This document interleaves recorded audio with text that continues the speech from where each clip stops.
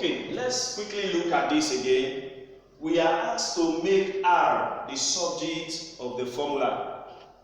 R is in our equation here. And now we want to try to make R the subject of the formula. What does that mean?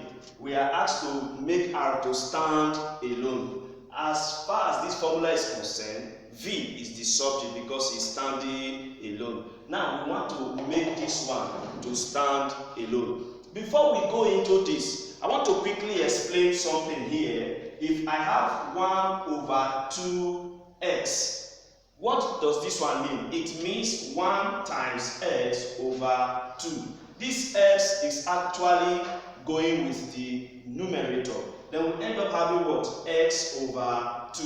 Are you with me? So, we want to quickly make R the subject of the formula. And we have a fraction. Our major concern now is to clear that fraction. So let's go with this now.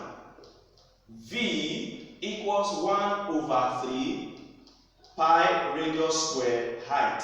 This is what we have. And we want to quickly make R the subject of the formula. So from the initial explanation, you discover that V is equals 1 times what? Pi times radius square times height. Everything will now go over 3. I hope you are following me. So let's take it now. The next step, we have now V equals 1 times pi remains pi because it does not change. Pi times arrow square is what? Pi arrow square times h. We will now be having what? Pi arrow square h over what? 3. Now, if you look at this very well, we can go by the same method we applied in the first question by going for the LCM. This one is simply this over 1.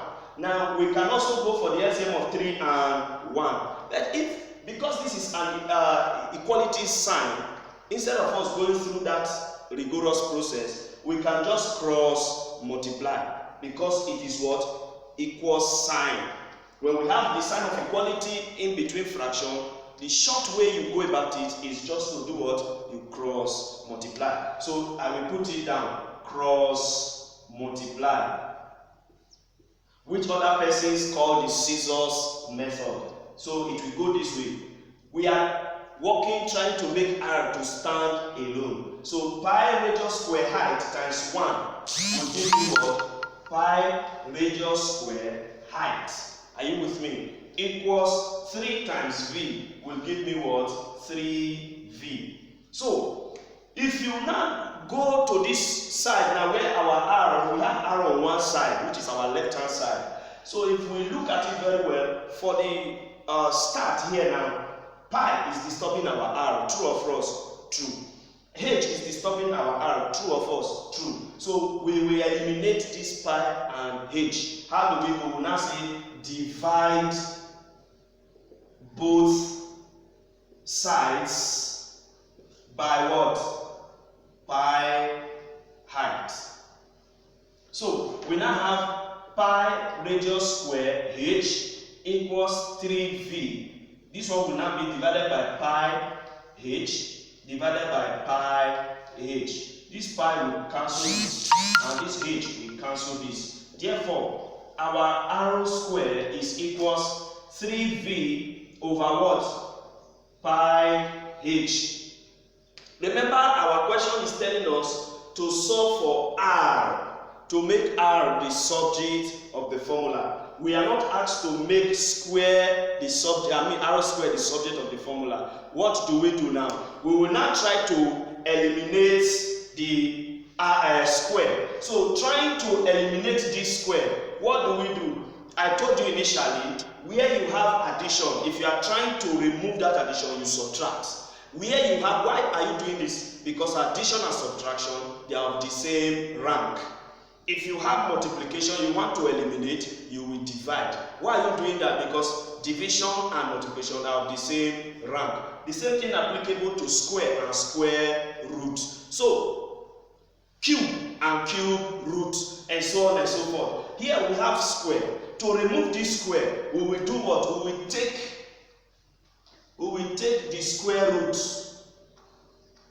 We'll take the square root of both sides. Now, because we have square, that is why we are taking square root of both sides. Supposing this is in square, in root, we will take square of both sides to eliminate 1. So, if we take the square root of both sides, this is what we have. R squared equals 3v over pi h. So the square root will now give us this. The square root will be that. A square will remove the root. Therefore, our r is equals root 3v over pi h. So we have succeeded in making r the subject of the formula. Before I leave you with some, to go to your textbook and solve some examples and see how far you'll be able to cover, let us look at another example.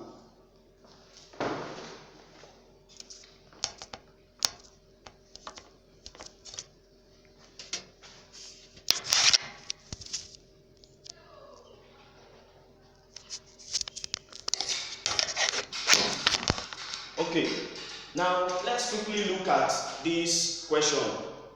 We are told here that the total resistance R ohms of two resistances X and ohms and Y ohms connected in parallel is given by the formula. Now don't be confused about the write-up. It's just trying to lead us into the question. Now this is what we have.